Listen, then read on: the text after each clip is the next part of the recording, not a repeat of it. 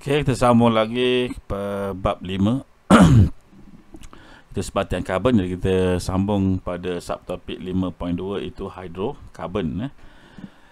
Okey, jadi sebatian hidrokarbon yang pertama, sebatian hidrokarbon ialah sebatian karbon organik yang terdiri daripada unsur karbon dan juga hidrogen sahaja. Okey, sebab itu nama dia hidrokarbon. Hidro mewakili hidrogen, karbon mewakili karbon. Jadi dia merupakan sebatian karbon organik. Organik maksudnya datang daripada benda hidup. Okey, yang kedua, petroleum, gas asli dan arang batu ialah contoh-contoh sumber asli hidrokarbon yang terbentuk daripada tumbuhan atau haiwan mati yang tertimbun di bawah tanah berjuta-juta tahun dahulu. Jadi itu konsep yang kita belajar dalam pembentukan bahan api fosil ini. Okey, yang ketiga, pembentukan sebatian hidrokarbon seperti petroleum dan gas asli dan arang batu daripada sumber semula jadi. Kita dapat lihat nanti pada rajah 5.5 dan 5.6. Dan di sini kalau kamu ingin melihat mengenai bagaimana gas asli terbentuk dan sebagainya, kamu boleh scan barcode ini menggunakan telefon bimbit kamu untuk pergi ke link yang disediakan oleh pihak Sasbadi ini. Okey, jadi untuk rajah 5.5 kita akan tengok mengenai pembentukan petroleum dan gas asli daripada bahan semula jadi. Okey, jadi yang pertama ditunjukkan di sini, hidupan laut yang mati terbenam di dasar laut. Jadi ini haiwan-haiwan ataupun tumbuhan yang mati. Okey, yang kedua, selepas berjuta-juta tahun, sisa itu tertanam semakin jauh ke dalam dasar laut di bawah lapisan tebal batu dan juga lumpur. Jadi ini menunjukkan lapisan-lapisan yang terbentuk di bahagian atas laut, kemudian kita ada dasar laut dan di bawahnya kita ada lapisan-lapisan yang terdiri daripada sebahagiannya adalah fosil haiwan dan fosil tumbuhan. Kemudian penggabungan kesan tekanan oleh lapisan pasir dan lumpur, haba yang diserap daripada persekitaran dan proses penguraian oleh bakteria akan mengubah sisa ini menjadi petroleum dan juga gas asli. Jadi ini yang berlaku lah. Jadi ini yang dicari gali oleh syarikat-syarikat petroleum, contohnya Petronas di lautan sekitar Malaysia dan juga seluruh dunia sekarang ini. Okey, kemudian pada rajah 5.6 ditunjukkan apa yang berlaku dalam pembentukan arang batu daripada bahan semula jadi. Tapi cerita kisahnya lebih kurang sama je lah. Jadi berjuta-juta tahun dahulu sisa tumbuhan mati tertanam secara semula jadi di dalam tanah. Selepas berjuta-juta tahun, sisa itu tertanam semakin jauh ke dalam tanah di bawah lapisan batu yang tebal. Jadi penggabungan kesan tekanan oleh lapisan batu, haba yang diserap daripada persekitaran dan proses penguraian oleh bakteria akan mengubah fosil tumbuhan menjadi arang batu. Okey, kemudian kita tengok pula penyulingan berperingkat petroleum. Jadi yang pertama, petroleum ialah suatu campuran hidrokarbon. Jadi ingat petroleum yang asli yang diambil daripada perut bumi ataupun daripada di daratan dalam bentuk yang sangat pekat berwarna hitam. Jadi dia merupakan campuran banyak bahan sebenarnya.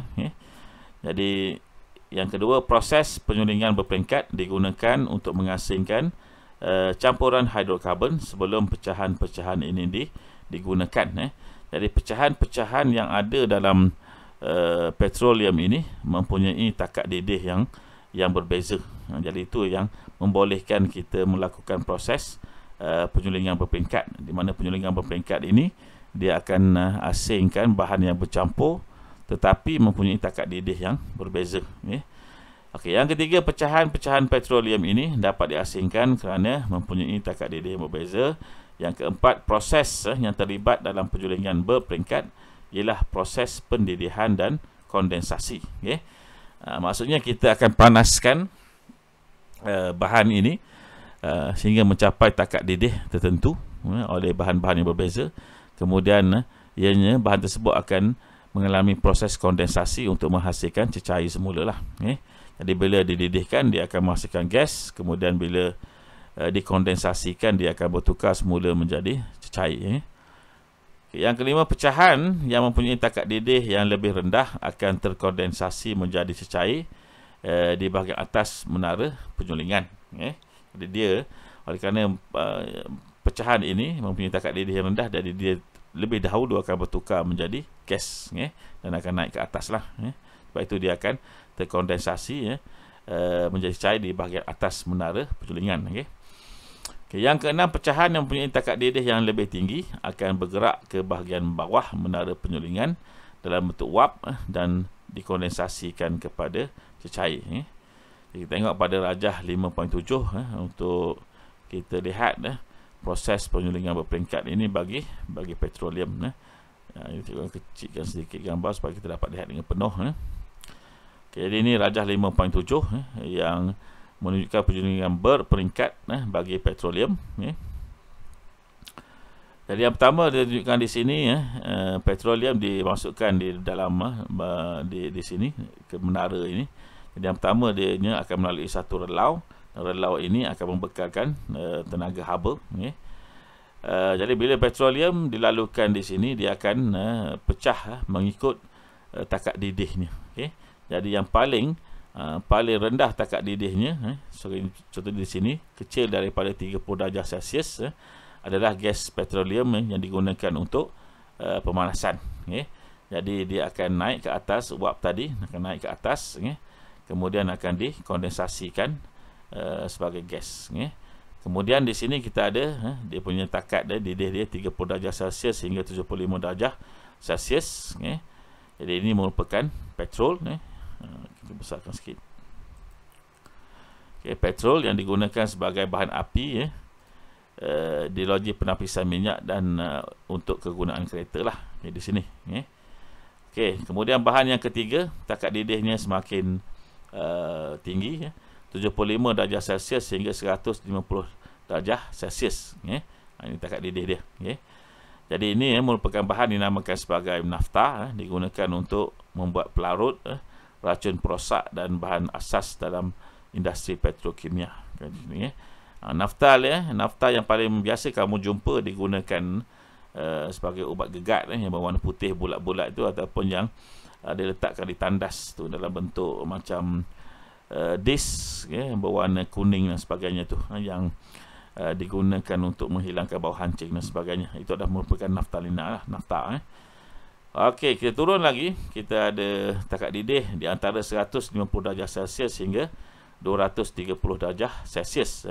Jadi ini merupakan kerosin yang digunakan sebagai bahan api kapal terbang. Kita turun lagi, semakin tinggi takat didih dia, 230 darjah Celsius hingga 250 darjah Celsius. Jadi ini merupakan diesel yang digunakan sebagai bahan api untuk bas dan taksi. Jadi ini biasanya untuk jentera besar lah. Kita bawah lagi, kita semakin turun, semakin tinggi takat didih ni, 250 darjah Celsius sehingga 300 darjah Celsius. Jadi ini merupakan minyak pelincir yang digunakan untuk mesin. Contohnya di sini, ataupun orang Melayu kita pakai minyak hitam lah, yang ditukar setiap 10,000 km atau 8,000 km pada kereta ataupun pada motosikal. Kemudian kita turun lagi, takat didih dia semakin meningkat, 300 darjah Celsius hingga 350 darjah Celsius. Jadi ini merupakan minyak bahan api digunakan untuk kapal dan juga stesen jana kuasa. Dan kita turun lagi, lebih besar daripada 350 darjah Celsius. Jadi ini adalah bitumen yang digunakan untuk menurap jalan raya, ataupun kita orang Melayu lebih kenal sebagai tar lah. Jadi itu merupakan bahan-bahan yang dihasilkan hasil daripada penyulingan berperingkat bagi petroleum. Secara konsepnya yang paling atas merupakan bahan yang paling atas merupakan bahan yang paling mudah terbakar. Contohnya gas di sini paling mudah terbakar. Dan semakin turun, maka dia semakin sukar untuk terbakar. Contohnya bitumen ini, kita gunakan untuk buat jalan raya. Pada waktu tengah hari jalan raya, contohnya di Malaysia ataupun di mana, di Afrika, di Arab Saudi dan sebagainya, sangat-sangat panas, tapi dia tak cair. Menandakan takat didihnya sangat takat lebur dan juga takat didihnya tinggi lah. Okey, seterusnya kita tengok sebatian hidrokarbon tepu dan tak tepu. Jadi yang pertama, terdapat dua jenis sebatian hidrokarbon, iaitu A. sebatian hidrokarbon tepu, dan B. sebatian hidrokarbon tak tepu. Tepu ni kalau istilah kita biasa guna tepu ni satu keadaan di mana dia sangat penuh. Contohnya kalau kita belajar lah, biasa kita dengar pelajar-pelajar atau kawan-kawan kita bercakap, otak aku dah tepu, maksudnya dah penuh sangat. Jadi merujuk kepada hidrokarbon ini, kalau kita gunakan istilah tepu, maksudnya ikatannya telah pun lengkap. Itu yang dimaksudkan ikatan ni penuh. Manakala untuk sebatian hidrokarbon tak tepu ni, ikatan dia tak penuh lah. Jadi kita akan tengok apa maksud dia. Jadi yang kedua, hidrokarbon tepu ialah hidrokarbon yang setiap atom karbonnya terikat antara satu sama lain melalui ikatan kovalen tunggal. Jadi ikatan dia tunggal, cukup, lengkap. Manakala untuk hidrokarbon tidak tepu ialah hidrokarbon yang mempunyai sekurang-kurangnya satu ikatan kovalen berganda antara atom karbonnya. Jadi itu yang kita masukkan dia tak tepu, sebab dia ada ikatan ganda. Masih lagi boleh dipenuhi lah dengan unsur seterusnya. Kita akan tengok nanti untuk seterusnya. Jadi sebatian hidrokarbon terbagi kepada dua. Jadi untuk yang pertama, kita tengok dahulu mengenai sebatian hidrokarbon tepu. Terdiri daripada atom karbon dan karbon. Terdiri daripada atom karbon dan hidrogen sebenarnya, salah ni, yang terikat melalui ikatan kovalen tunggal. Di sini ditunjukkan di sini. Okay, jadi kita ada 1, 2, 3 karbon, dan kita ada 1, 2, 3, 4, 5, 6, 7, 8 hidrogen. Dan ia terikat pada ikatan tunggal. Ikatan tunggal ni maksudnya kita ada satu je. Ini ikatan di tanda garisan ini menunjukkan satu ikatan yang tunggal lah. Kalau satu tunggal. Okey, dan ini merupakan ikatan yang lengkap dah. Semuanya ada satu ikatan. Semuanya ada partner dia. Contohnya bahan dinamakan sebagai alkana. Kita akan tengok nanti. Ini lebih lanjut. Jangan takut. Okey, seterusnya yang kedua, kita ada hidrokarbon tak tepu, mempunyai sekurang-kurangnya satu ikatan kovalen ganda 2. Contoh ini C, karbon dan karbon terikat dengan ikatan ganda 2, atau satu ikatan kovalen ganda 3. Ini 3 lagi, antara dua atom karbon. Contoh di sini. Yang ini kita ada satu ikatan kovalen ganda 2 di antara karbon dengan karbon.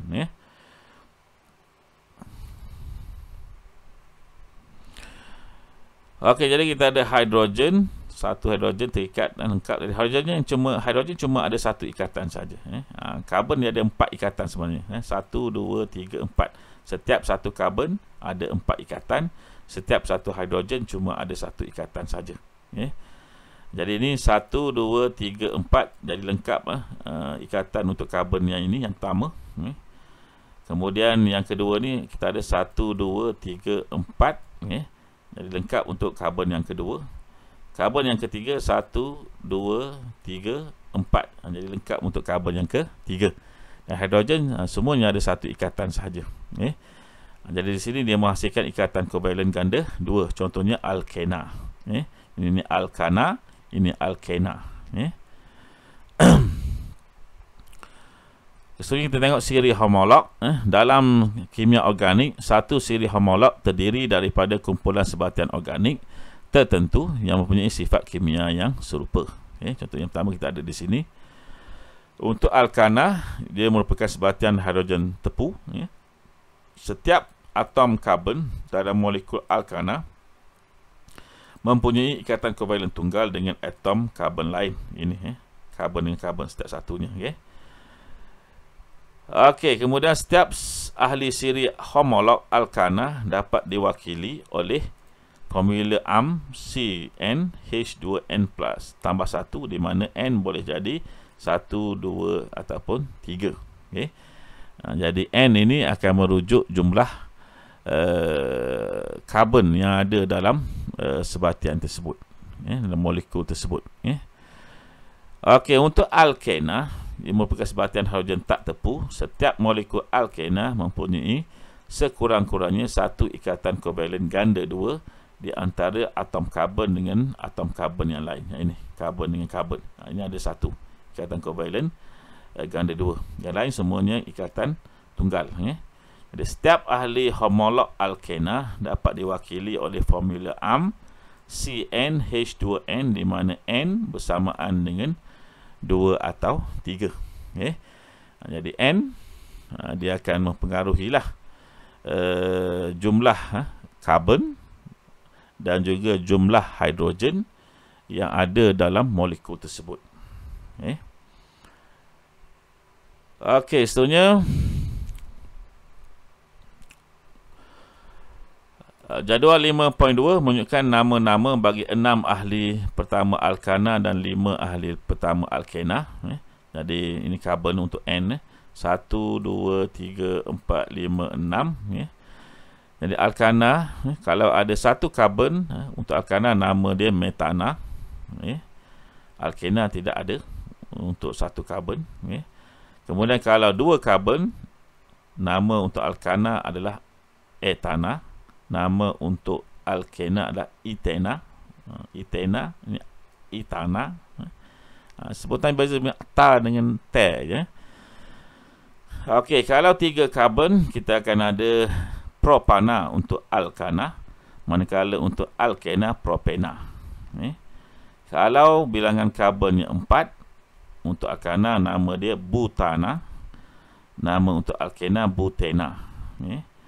Kalau karbonnya 5, maka untuk alkana nama dia pentana, untuk alkena nama dia pentena. Ini pentana, pentena.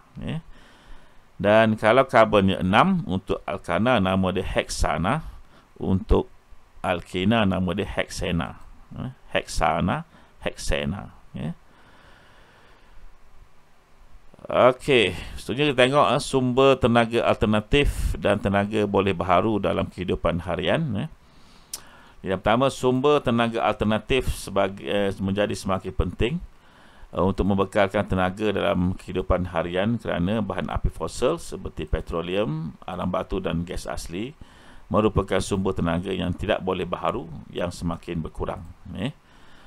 Yang kedua, sumber tenaga alternatif merupakan sumber tenaga yang tidak mudah habis digunakan seperti tenaga nuklear atau sumber tenaga boleh baharu. Yang ketiga, sumber tenaga boleh baharu merupakan sumber tenaga yang tidak akan habis digunakan. Dan yang keempat, kita tengok contoh sumber tenaga boleh baharu. Kita ada yang pertama, sumber tenaga solar. Jadi ini kalau di Pahang kita dapat lihat dekat dengan highway tu di Gambang, kita ada satu tempat menjana tenaga solar yang besar. Okey, B, sumber tenaga angin. Ini sesuai untuk negara-negara yang anginnya kuat dan anginnya yang sentiasa ada lah. Okay, yang ketiga, sumber tenaga hidro yang melibatkan air. Contohnya di Malaysia kita ada banyak empangan hidroelektrik. Yang keempat, sumber tenaga biogeosim. Sekarang ini sedang dibangunkan menggunakan sisa-sisa daripada industri kelapa sawit. Yang kelima, sumber tenaga geoterma. Geoterma ni adalah punca-punca air panas yang ada di saya semula jadi di dunia lah. Contoh kalau kita di Malaysia, kita ada satu di Kampar, Perak, ada kolam air panas di situ. Kemudian di Bentong pun ada, tapi mungkin tak cukup besar lah untuk digunakan untuk menghasilkan elektrik pada kadar yang banyak, yang tinggi. Okey, yang keenam, F, sumber tenaga air pasang surut. Dan yang terakhir, kita ada sumber tenaga gelombang ombak.